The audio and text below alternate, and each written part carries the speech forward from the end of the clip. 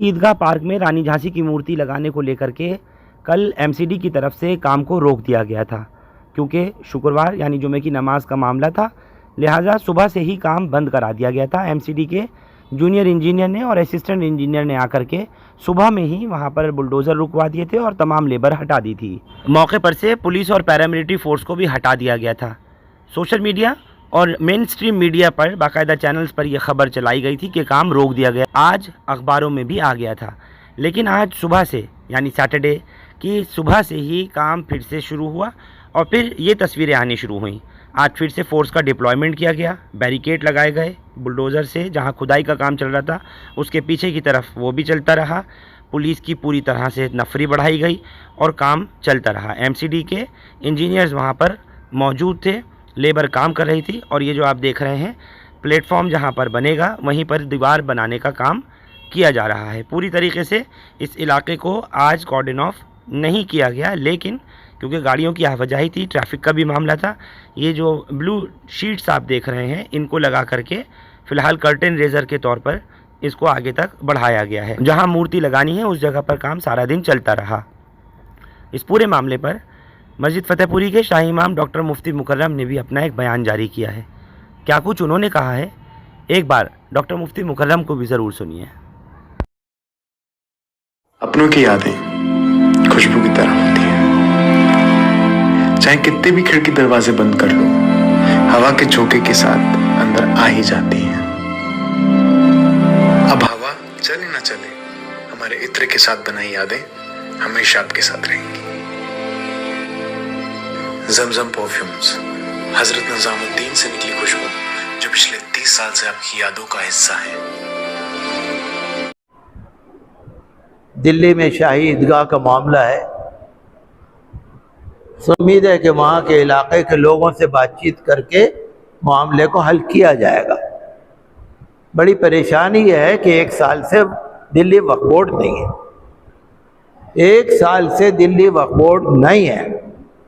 CO साहब काम कर रहे हैं, वो भी जैसा भी कर रहे हैं। वक्फ बोर्ड में कोई नहीं है बताने वाला कि कौन सी ज़मीन हमारी है, कौन सी ज़मीन किसकी। औकाफ के बारे में आप देख लीजिएगा, सबसे पहले अंग्रेज़ों के ज़माने में सर्वे हुआ था 1913 में। गज़ट है, अंग्रेज़ों के ज़माने का गज़ट है।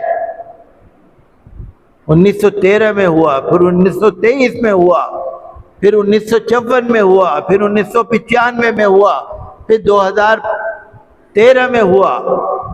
औकाफ की ज़मीनों का रिकॉर्ड है, गज़ट है अंग्रेज़ों का, ज़बानी जमा खर्च नहीं है। तो मैं तो आप लोगों से यही कहूँगा कि कोई टेंशन की बात नहीं। हमें उम्मीद यह है कि इंशाअल्लाह इलाके के लोगों को बिठाकर और कोर्ट के ऑर्डर के अनुसार और दिल्ली वक्फ बोर्ड के रिकॉर्ड के मुताबिक इंशाअल्लाह शाही ईदगाह के बारे में फ़ैसला होगा।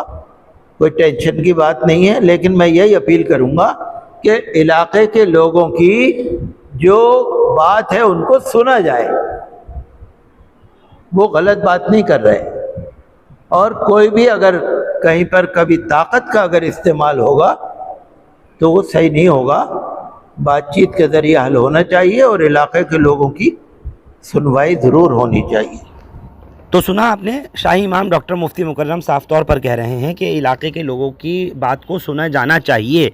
यानी उन्होंने एक इशारतन इस बात को कह दिया है कि जो कुछ कमेटी शाही ईदगाह की बता रही है या अपने जो दस्तावेज़ वगैरह पेश कर रही है, वक्फ बोर्ड ने इससे पहले, क्योंकि 2 मरतबा एफिडेविट दाखिल किए जा चुके हैं। पहले के एफिडेविट में वक्फ बोर्ड ने 79,000 स्क्वायर यार्ड का बताया था पूरा एरिया कि ये ईदगाह का है, और उसके बाद फिर अब जो फ्रेश एफिडेविट दिया है, वक्फ बोर्ड ना होकर एलजी बोर्ड है, क्योंकि एलजी चला रहे हैं और उन्होंने ही अपॉइंट किया हुआ है एडमिनिस्ट्रेटर को। सीईओ काम देख रहे हैं, लिहाजा कब कौन सी ज़मीन किसकी बताई जा रही है नहीं पता। उसमें 31,000 कुछ स्क्वायर यार्ड का एरिया बताया गया है। बहरहाल डॉक्टर मुफ्ती मुकर्रम ने यह भी कहा कि अंग्रेज़ों के ज़माने के जो सर्वे हुए हैं उसके गैजेट भी मौजूद हैं। वफ़ की लैंड के सर्वे हुए हैं, ये कोई ज़बानी ख़र्च नहीं है। उन्होंने कहा कि 1913, 1923, 1954, 1995 और 2013 में भी वफ़ के सर्वे हुए और उसके भी गज़ट मौजूद हैं। उन्होंने कहा कि कोर्ट के ऑर्डर पर जो भी कुछ फ़ैसला होगा आगे देखी जाएगी। लेकिन ताकत के इस्तेमाल पर, यानी ताकत का इस्तेमाल करके कोई सही नहीं करेगा और ना ही ऐसे होना चाहिए। बहरहाल काम जो कल रोका गया था वो आज फिर शुरू हुआ और अब 1 तारीख को यानी 1 अक्टूबर 2024 को इसकी सुनवाई होगी double bench Delhi high court में। वहाँ क्या कुछ होगा या फिर आगे कमेटी सुप्रीम कोर्ट तक जाएगी, ये तमाम बातें जो हैं देखने वाली बात होंगी। बहुत शुक्रिया आप लोग हमारे साथ इस खबर पर जुड़े। हिंदुस्तान लाइव फरहान याह्या यूट्यूब पर सब्सक्राइब कर सकते हैं और क्लिक कर सकते हैं बेल आइकन हमारी खबर की पहली नोटिफिकेशन के लिए। और फेसबुक पर हमारा page Hindustan live Farhan Yahya follow और लाइक कर सकते हैं। Thank you for now.